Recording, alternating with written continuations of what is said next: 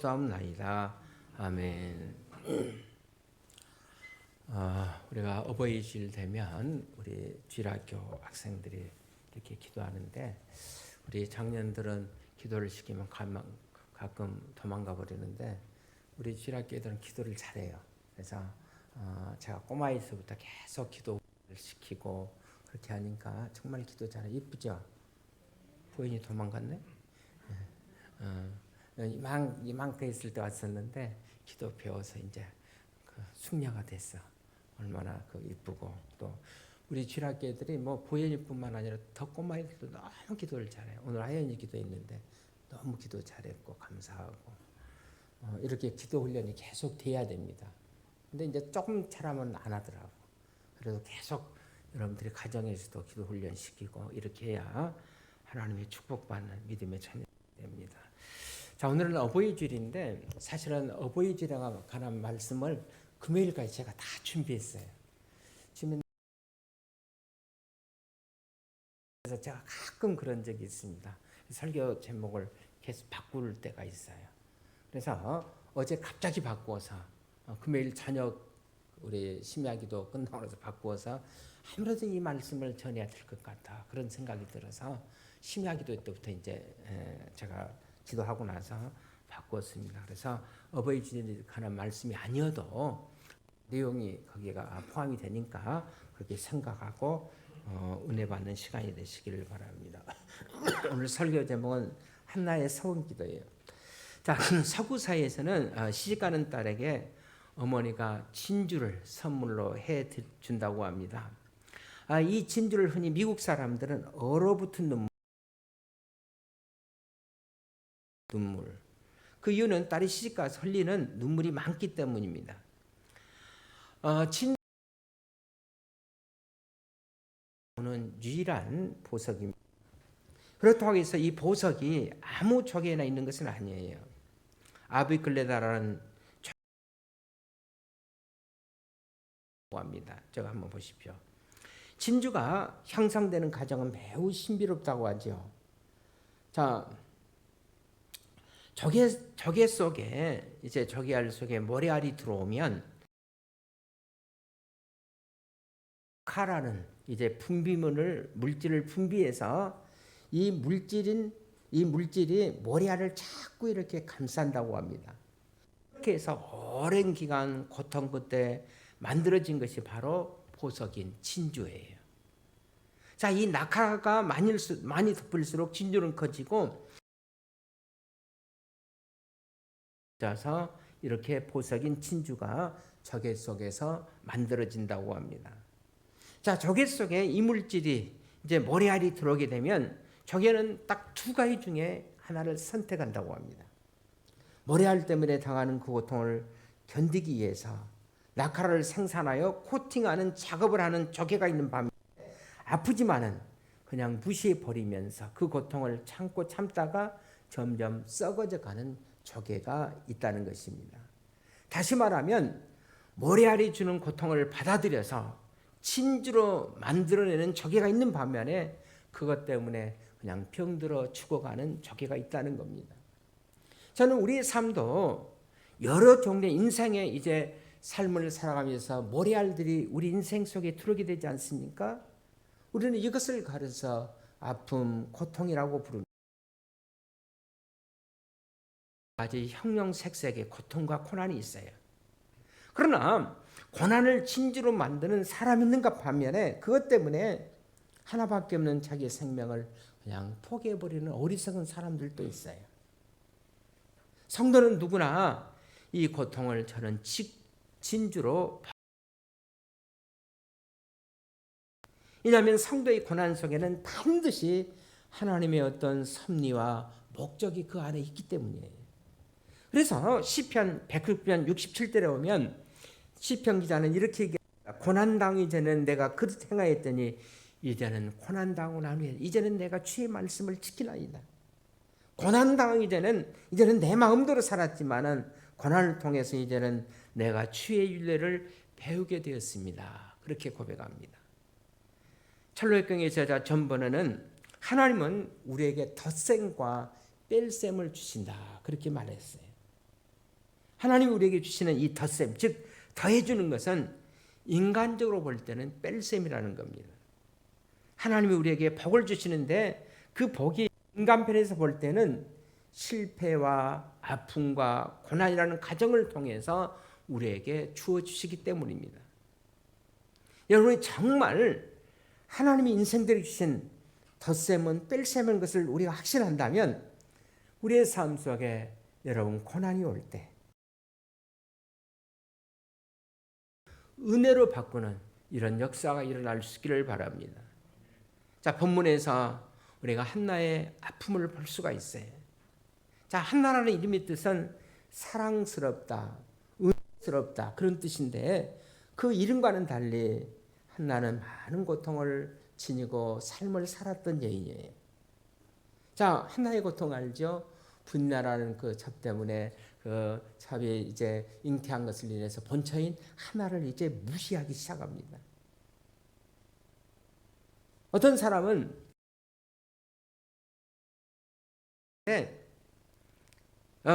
아이 때문에 고통을 당하는데 한나는 지금 아이가 없어서 지금 고통을 당하고 있어요. 자, 한나는 자식이 없는 고통을 당했지만은 가까이 나가게 되었고 그것 때문에 결국은 하나님 앞에 소원 기도를 드리게 되었고 그래서 위대한 나중에 사무엘의 어머니가 될 수가 있었습니다.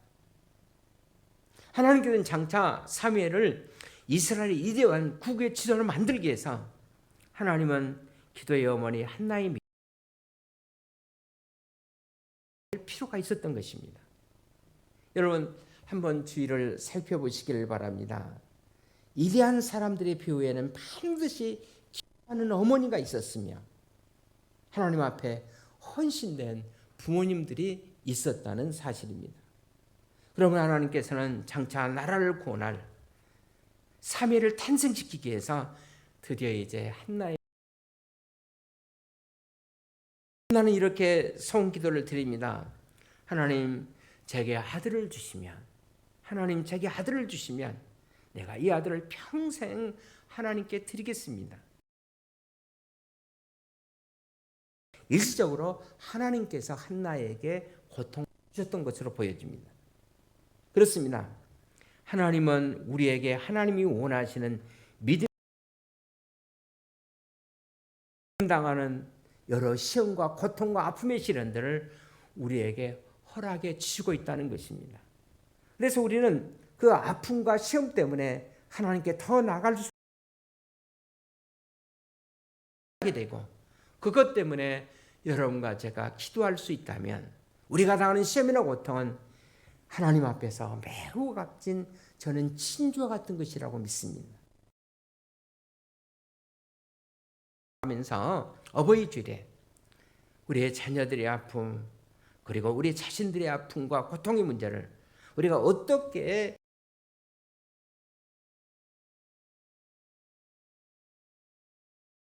기도하는 집이 있을까요? 시작. 한나가 마음이 자, 한나는 마음이 괴로울 때 실로 기도했어요.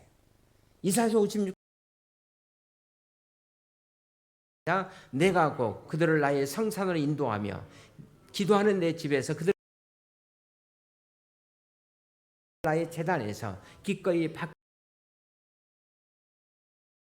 기도하는 집이라. 자, 내 집은 성전에 올라가서 성전을 정결케 하지 내 집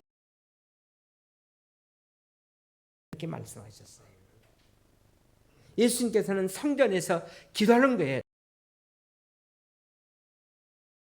절도다 그렇게 말씀했어요.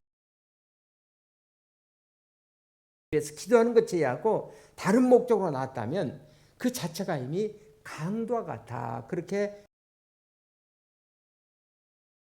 한마디로 정의한다면 교회는 모든 사람이 와서 만민이 기도하는 집이에요. 믿습니까? 다른 말로 드리는 거예요. 여러분 출애굽기 3장 8장 3절에 보시면 모세가 하나님 앞에 기도했다 그렇게 말씀하고 있습니다. 근데 여기서 기도했다는 단어를 찾아봤더니 번제물을 드렸다. 기도는 하나님께 드리는 것으로 우리가 하나님 하늘 올라갈 때 하나님께서 그 연기를 휘명하신다고 그랬잖아요. 요한계시록에 보면 우리 성도들이 휘명하신다고 그랬어요. 여러분 그렇습니다. 찬양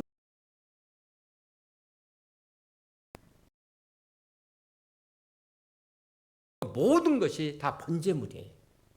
하나님 앞에 드려지는 기도입니다. 그렇기 때문에 기도할 수가 있어요. 수가 있습니다. 하나님께서 이 기도하는 집에 오셔서 우리의 기도에 응답하시는데 하나님 말씀을 잘 받지 못하고 깨닫지 못했을 뿐이지 하나님 주신 말씀 안에 우리가 응답받아야 할 기도의 내용들이 다 들어있는 줄도 믿습니다. 그래서 하나님께서는 강단에 세우신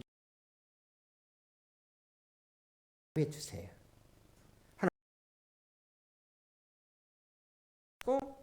형용색색 여러 가지 기도 응답은 성령의 감동을 통해서 우리에게 응답해 주신 줄로 믿습니다. 아멘에서 하나님 앞에 영광 돌려고 그랬잖아요.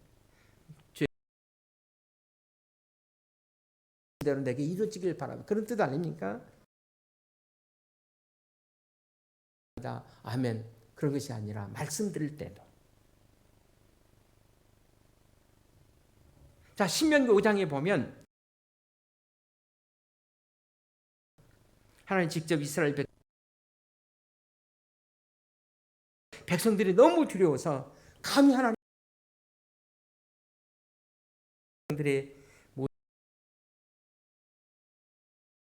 당시 말하는 우리가 하나님이 우리에게 말씀하는 것을 우리가 받겠습니다. 이렇게 고백하자 하나님께서 들으시고 모세야 백성들의 그 말이 옳다. 그들이 그런 마음으로 말씀을 받고 살면 내가 그들에게 복을 줄 것이다. 그렇게 말씀하셨어요. 역사의 관계입니다. 대단히 중요한 말씀이죠. 그렇다면 여러분 응답은 하나님께 세우신 주의 종들을 통해서 주의 종들 하여금 말씀을 통해서 에게 응답해 주신 줄로 믿습니다. 그러므로 목사는 해석해야 하고 그리고 성도님들은 주의 종이 주신 말씀을 들을 때 사람의 말로 받지 말고 하나님 그때 우리의 삶 속에서 기적이 일어나는 거예요. 그러므로 주의 종은 사람의 길을 의식하고 설교해서도 안 되고 성도는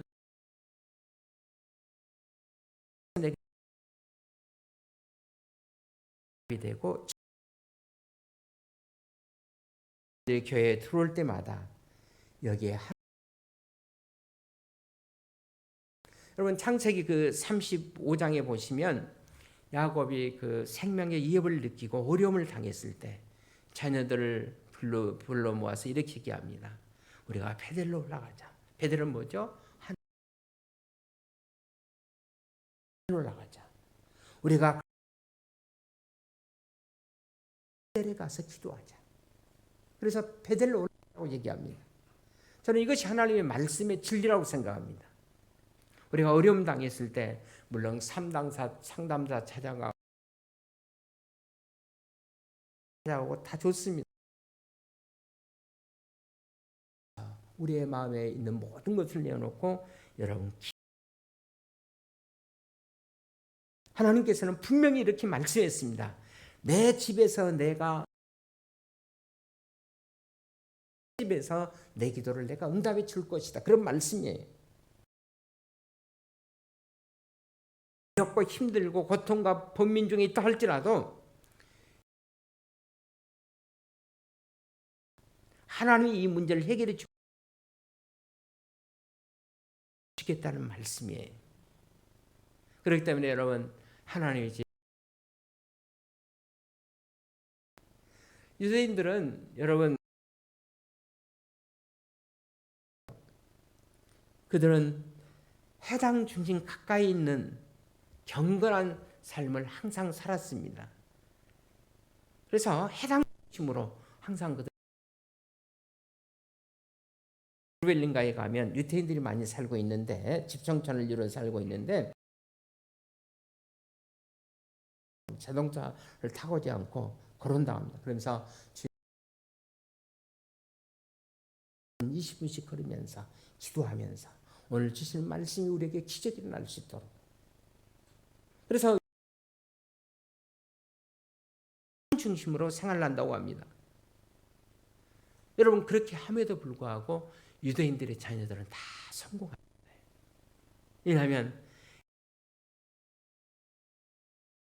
여러분, 우리 주일학교 애들이 없어도 그때 배우면 절대 이 어린아이들이 여러분 타락하지 않습니다. 제대로 말씀 배우고 제대로 하면 반드시 얘들이 믿음 안에서 잘 자라요. 그리고 때가 되면 하나님께 시적을 주십니다. 이것 따지고 저것 따지고 교회 가서 여기는 배울 거, 그거는 다른 데 가서 배우지 못합니다. 우리 교회가 가장 좋은 교회예요. 말씀을 배우면 여러분, 그러므로 우리가 저녁에도 교회 오시고 수요일 교회 오시고, 그래서 우리 자녀들이 놀아도 교회에 와서 놀 수 있도록. 조정재 목사님 분이 계시는데, 목사, 우리 집사님 부부가 나를 고발한대. 그래서 아니, 그러니까 딸이 고등학교 3학년